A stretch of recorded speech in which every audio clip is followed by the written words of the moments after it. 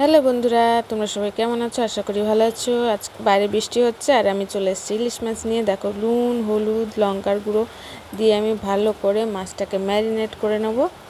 তোমরা পুরো ভিডিওটা দেখো, কেউ স্কিপ করবে না।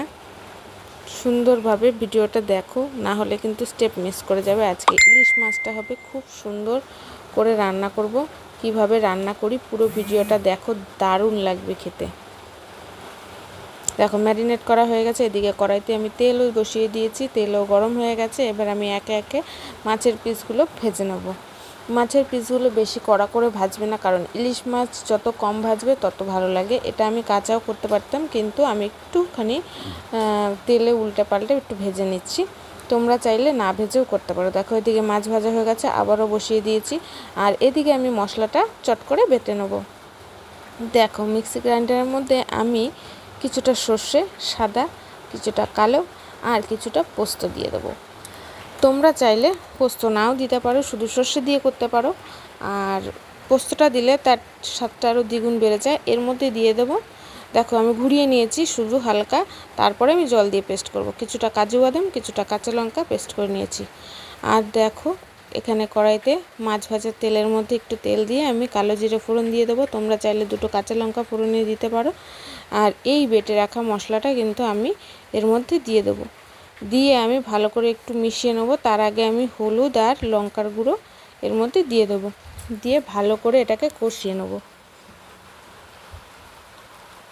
অনেকেই সর্ষে বাটলে তিতো হয়ে যায়। তার আগে তোমরা সর্ষে বাটার আগে সামান্য একটু নুন দিয়ে নেবে, তাহলে সর্ষেটা তিতো হবে না। আমার রান্নাগুলো তোমাদের কেমন লাগে অবশ্যই আমাকে কমেন্টের মাধ্যমে জানাবে। যদি ভালো লেগে থাকে লাইক, কমেন্ট, শেয়ার এবং সাবস্ক্রাইব করে পাশে থাকবেন নতুন নতুন ভিডিও পাওয়ার জন্য। কষানো হয়ে গেছে, তেল উঠে এসছে, আমি কিন্তু দিয়ে দিয়েছি এর মধ্যে মশলার বাটি ধোয়া জল। তারপরে দেখো, কষিয়ে নিয়েছি, আর কি সুন্দর উপরে তেল ভাসছে। এই সময় আমি কিন্তু মাছগুলো দিয়ে দেবো। মাছগুলো ভালোক্ষণ দিয়ে কিছুক্ষণ রাখার পরে তারপরে কিন্তু আমি জলটা দেবো। তোমরা চাইলে আগে জল দিয়ে ফুটিয়ে তারপরে মাছটা দিতে পারো। আমি এইভাবে করেছি, কারণ মাছটা একটু মশলার সাথে মিশে গেলে আরও খেতে টেস্ট হবে। তোমরা এইভাবেও একটু নাড়িয়ে চাড়িয়ে নামিয়ে নিতে পারো। তোমরা চাইলে ধনেপাতা দিতে পারো, নাও দিতে পারো, কারণ ইলিশ মাছের গন্ধটা তাহলে হয়তো থাকবে না। ধনেপাতাটা না দেওয়াই ভালো। দেখো, আমি কিন্তু জল দিয়ে দিলাম। এইবার ফুটে ওঠার পালা। একটু ফুটে উঠলেই আমি কিন্তু মাছটা নামিয়ে দেবো।